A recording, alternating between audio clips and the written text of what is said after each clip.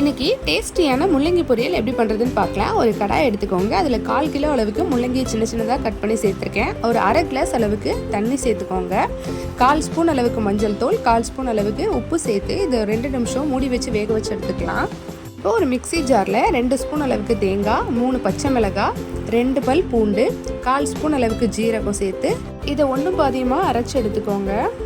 இப்போது 2 நிமிஷம் ஆகிட்டு இது பாருங்கள், நல்லா தண்ணியெல்லாம் வற்றி சூப்பராக வெந்து வந்துட்டு இப்போ இதை தனியாக எடுத்து வச்சுக்கலாம். வேறு ஒரு கடாயில் 2 ஸ்பூன் அளவுக்கு ஆயில் சேர்த்துக்கோங்க. அரை ஸ்பூன் கடுகு, 1 ஸ்பூன் அளவுக்கு கடலைப்பருப்பு, கொஞ்சமாக கருவேப்பிலை, ஒரு பெரிய வெங்காயத்தை சின்ன சின்னதாக கட் பண்ணி சேர்த்துக்கோங்க. வெங்காயம் லேசாக வதங்கி வந்ததுக்கப்புறமா நம்ம அரைச்சி வச்சுருக்க தேங்காய் விழுது இது கூட சேர்த்துக்கோங்க. தேங்காய் சேர்த்து 2 நிமிஷம் வதக்கி விட்டதுக்கப்புறமா நம்ம வேக வச்சு எடுத்துருக்க முள்ளங்கியை சேர்த்து ஒரு 5 நிமிஷத்துக்கு நல்லா இதை கலந்து விட்டுக்கோங்க. இப்போ கொஞ்சமாக கொத்தமல்லி இலை தூவிட்டு நம்ம அடுப்பை ஆஃப் பண்ணிடலாம்.